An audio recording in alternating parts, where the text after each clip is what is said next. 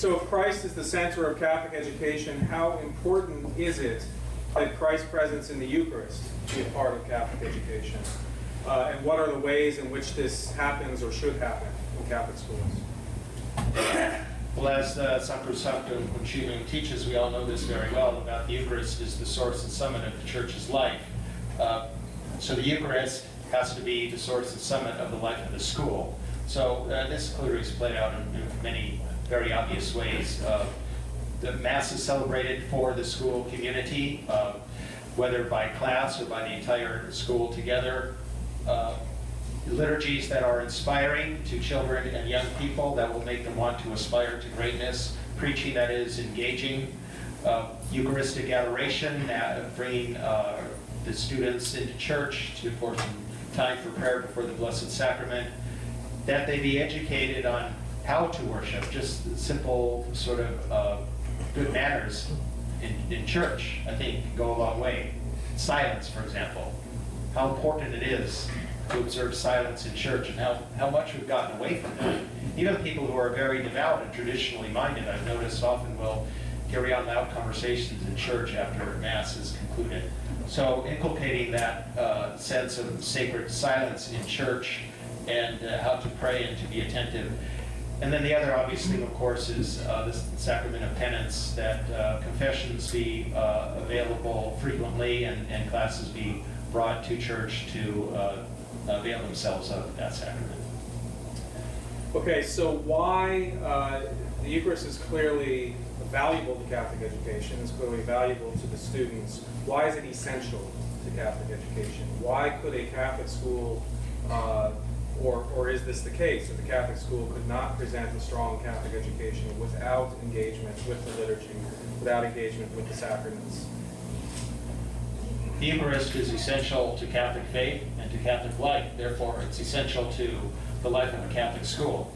Again, it keeps the focus on the person of Jesus Christ, and it helps to, well, in reference to my talk this morning at the conference, it helps to instill in the students a sensitivity to the sacramental view of the world, which I defined in my talk as the invisible made visible through the physical, that they have a sensitivity to physical signs that point to a reality beyond itself, a greater reality. This is our whole Catholic worldview, and it conditions how we look at everything, how we look at the environment, how we look at marriage, how we look at our worship, so many things. So keeping the focus on the Eucharist helps to instill in them this sort of sacramental sensitivity and seeing the world in that way, and help them then keep the focus on the person of Jesus Christ. Is there a recommended frequency or an ideal frequency of the celebration of Mass and perhaps the other sacraments within Catholic schools, or also, considering the wider variety of Catholic education today, even outside of the schools, say with Catholic homeschooling, how often is it encouraged that families should be engaged with the sacraments?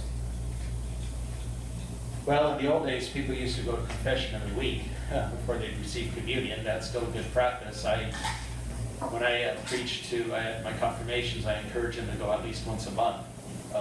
At Mass at the school could be often offered regularly. I know it's hard to set a hard rule, but I would think some schools I've seen have Mass for the whole school community every week. Other schools will have a different class, the whole school once a month, and then the other week's a different class would have Mass. I think those are good guidelines to go by. Okay. We have worked with some schools that say that they have very little access to priests, especially in dioceses with a real shortage of priests, and certainly during the weekdays, many of the priests are engaged in other activities and not able to come over to the schools. Does that diminish the Catholic education if the priest is not frequently available within the Catholic school, and what might a school do in that particular situation? I think it certainly presents a challenge if the priest isn't available very often. Not an insurmountable challenge, but the school community, the administrators, the teachers, and the parents have to be extra intentional about strengthening and being clear, have a clear focus on the Catholic identity of the school. They have to be extra intentional about it. And some of these other opportunities, again, bringing them into the church just to pray before the Blessed Sacrament in silence. When the priest is available, to make sure they have the opportunity for confession. Then what is taught in the classroom, making sure that it's sound doctrine. And then the witness of the teachers. You know, the teachers in the classroom can speak about, you know, for example, if they just say, last Sunday, Father said such and such in the homily, and then give their own reflection on it, that's already an indication to their children that they're going to church every Sunday. That already is a powerful witness. So there are other ways, some more explicit, some more subtle, that the school, steps the school can take to help strengthen that Catholic identity. But again, the whole school community, administrators, teachers, parents, families have to be extra intentional about it, especially when the priest isn't so available.